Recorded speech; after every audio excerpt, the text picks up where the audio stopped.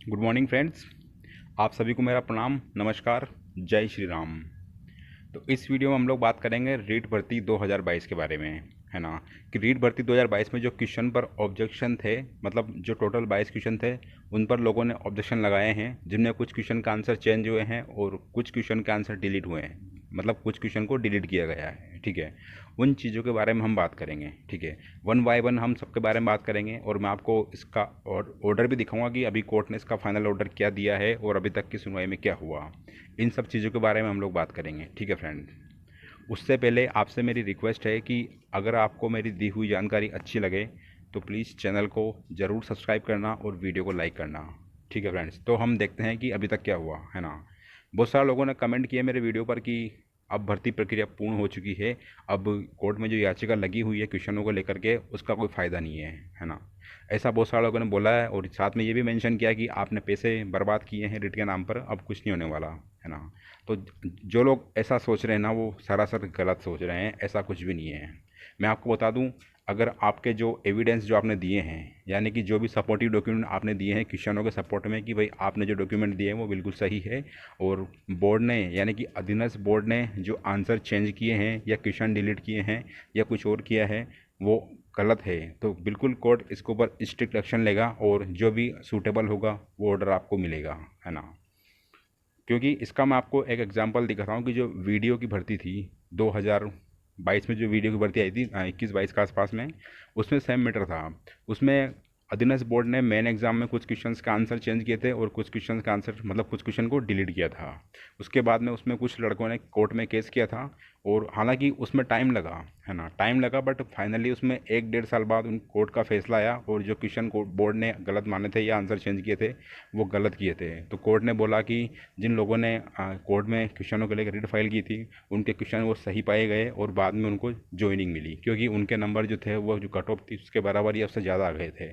तो कोर्ट ने बाकायदा उनको ज्वाइन करवाया, मतलब उनको नौकरी दिलवाई, है ना। तो ऐसा ही सब कुछ आपके साथ में भी होने वाला है या आपके साथ में भी ऐसा हो सकता है, यह मेरा पर्सनल व्यू है, ये मेरा मानना है, ठीक है फ्रेंड्स। आपको मैं आगे इसका फैसला ही कॉपी भी बताऊंगा कि अभी आपकी सुनवाई में अभी तक क्या हुआ है क्या नहीं हुआ है। इन सब चीज़ों के बारे में आपसे मैं डिस्कस करूंगा, ठीक है फ्रेंड्स। तो बने रहिए मेरे साथ।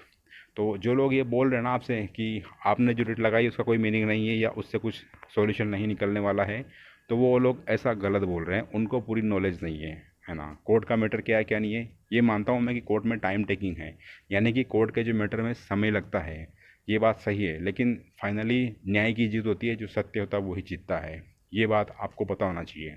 और आपको जानकर खुशी होगी कि जो न्यायाधीश अभी आपके हैं, इनके जो मैक्सिमम फैसले हैं वो स्टूडेंट के फेवर में आए हैं, है ना।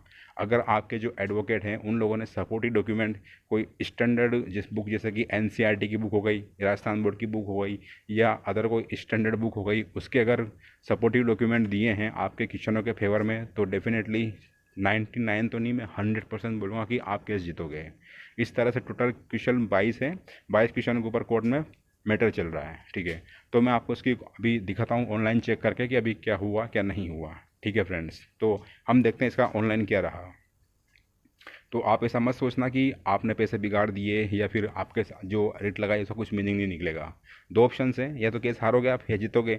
अगर आपके सपोर्टिव डॉक्यूमेंट जो दिए हैं आपके एडवोकेट ने अगर वो ऑथेंटिक हैं तो डेफिनेटली आपके क्वेश्चन सही होंगे और आप केस जीतोगे।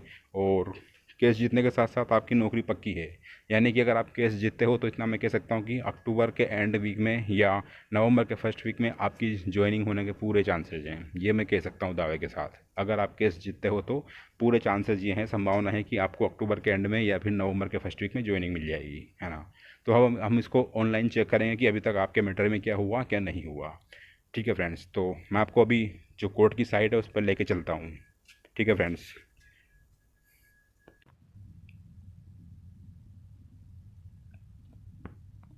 तो हमने एक तरह से ये जो ई कोर्ट की सर्विस है, ई कोर्ट सर्विस में क्या होता है कि ऑल इंडिया के जितने भी कोर्ट हैं, यानी कि सुप्रीम कोर्ट से लेकर के एससीजेएम कोर्ट, यानी कि additional chief justice magistrate court है, उसकी सारी जानकारी आपको ऑनलाइन मिल जाती है। बस आपको पूरी इन्फॉर्मेशन पता होना चाहिए केस से रिलेटेड, है ना। तो हम लोग इसमें ऑनलाइन चेक करेंगे कि अभी तक आपके मैटर में क्या हुआ क्या नहीं हुआ। मेरे पास जो केस है मैंने ओपन कर लिया है। अब आपका केस जो क्लियर दिखा रहा है, आप देख सकते हो कि इसकी फिलिंग डेट है वो 1 जुलाई 2023 है, यानी कि जुलाई की 1 तारीख को आपका ये केस फाइल किया गया था कोर्ट में। उसके बाद में आपके केस की जो रजिस्ट्रेशन डेट है वो है 6 जुलाई 2023, यानी कि 6 जुलाई को आपका केस रजिस्टर्ड हुआ था। उसके बाद में देखते हैं अपन, इसकी जो पहली सुनवाई थी वो 12 जुलाई को हुई। उसके बाद में सिंगल बेंच में आपका केस लगा हुआ है, ठीक है। और अब देखते हैं आगे की ओर, रिस्पोंडेंट एंड एडवोकेट में देखते हैं। तो जो अधीनस्थ बोर्ड के एडवोकेट हैं उनका नाम है नलिन जी नरेन AGC, ठीक है।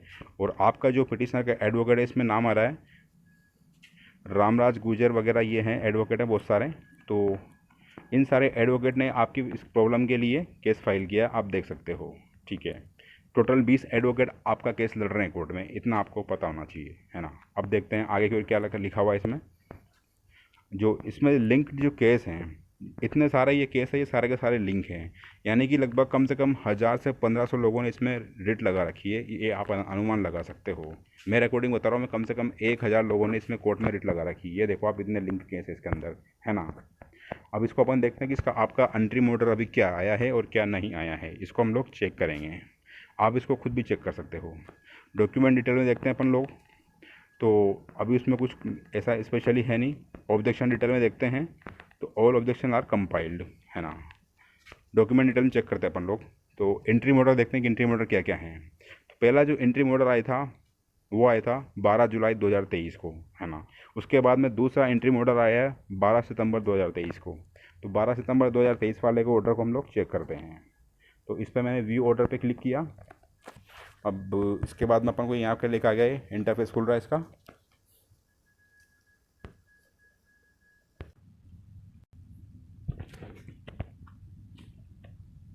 तो ये आपका केस ओपन हो चुका है, ठीक है। इसमें देख सकते हो आप, High Court of Judicature for Rajasthan bench Jaipur at Jaipur, यानी कि जयपुर की जो बेंच उसमें आपका केस चल रहा है। Single bench civil writ petition number 1035/2023, यानी कि जो ये है, इन्होंने इस सिंगल बेंच आपकी सुनवाई कर रही है। इसमें पिटिशनर दे रखा है Nidhi Chaudhary, daughter of Shri Rajendra Singh Bhamu and others, यानी कि इतने सारे लोगों ने इसमें पिटिशन फाइल करी है versus the state of Rajasthan and others, है ना। अब इसके साथ में ये सारे के सारे जो केस है कनेक्ट हैं, आप देख सकते हो। लगभग 43 केस 69 केस इसमें कनेक्ट हैं, यानी कि 69 पिटिशन इसमें लगी हुई है, ठीक है। और जो पिटिशनर हैं उसमें देख सकते हो आप, मिस्टर विज्ञान शाह, अक्षित गुप्ता वगैरह, ये सारे एडवोकेट हैं, ठीक है। और रिस्पोंडेंट के लिए बताया था मैंने आपको पहले कि नलिन जी नरेन और अर्पित जैन, कार्तिकेय शर्मा एंड संदीप तनेजा, ये अधीनस्थ बोर्ड की ओर से एडवोकेट पैरवी कर रहे हैं, ठीक है। अब देखते हैं आगे की ओर। इसमें ऑर्डर देखते हैं अपन क्या होता है। देखो ये 12 सितंबर को जो सुनवाई हुई थी उसमें लिखा हुआ है, ऑर्डर है ये 12 सितंबर का, honourable mister justice Sudesh Bansal order, ठीक है। इसमें क्या लिखा हुआ है, 12 जो सितंबर वाली सुनवाई थी उसमें ये लिखा हुआ है, hear learned counsel for both parties, यानी कि कोर्ट ने दोनों पार्टी को सुना। In all these writ petitions petitioner have raised objection in respect of correct answer of as many as total 22 questions asked in primary school teacher level 1 examination which are according to the master question paper of following serial number, यानी कि जो master question paper है में है उसमें जो serial number देने के वो टोटल 22 क्वेश्चन के सीरियल नंबर ये हैं, 9 से लेकर के 150 क्वेश्चन इसमें दे रखे हैं, ठीक है।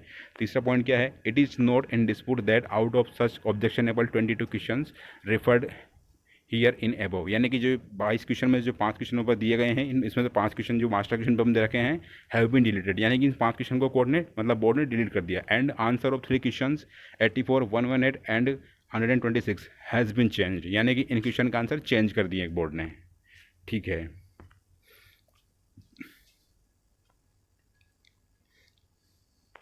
And answer of 14 question have been kept unchanged as per model answer की, और जो 14 क्वेश्चन का आंसर है उनका बोर्ड ने आंसर चेंज नहीं करे हैं, ठीक है। नेक्स्ट पॉइंट क्या है, the grievance of petitioner is that in respect of afore refer 22 question the text material of secondary board NCERT has not been considered by experts of the respondent selection board while dealing with objection received there against, and the final decision either to delete the questions or change or to keep answer intact in the final answer key as indicated here in above was taken on the basis of material aligned to candidates. Therefore, their precise grievance is that these questions may be re-examined by the expert after considering the text material of secondary board or NCERT book, which is ordinarily used by teachers in school to teach students. ठीक है, तो इसमें ये सारी चीज़ें दे रखी हैं, है ना। अपने इसमें काम का ये है, और इसमें देखो आप जो पॉइंट दे रखा है, the respondent selection board of reconsider question in the light of text material of secondary book या NCERT book. The required exercise would be done by the selection board by calling the subject expert within a period of 15 days.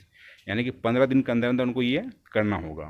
In view of above as an interim measure before dealing these writ petitioner on merit, this court deems it just and proper to direct respondent selection board to get re-verify the conclusion in respect of for referred 22 questions as indicated in the final answer key through its experts after taking into consideration the text material of secondary board. या मतलब इसका ultimately ये है कि court ने बोला कि भाई आप इनको सेकेंडरी बोर्ड की बुक है यानी राजस्थान बोर्ड की बुक है कि NCERT की बुक है, उसके अकॉर्डिंग आपको करना होगा. ठीक है, ये इसमें लिखा हुआ है.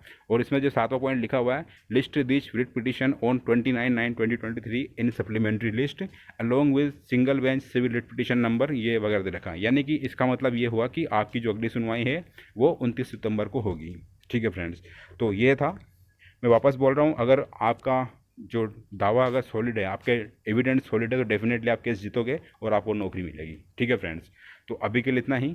अगर आपको मेरी दी हुई जानकारी अच्छी लगे तो प्लीज़ चैनल जरूर सब्सक्राइब करना और वीडियो को लाइक करना. ठीक है फ्रेंड्स, वीडियो वॉच करने के लिए thanks. Have a great day and all the very very best. God bless you all and take care yourself. Have a great day.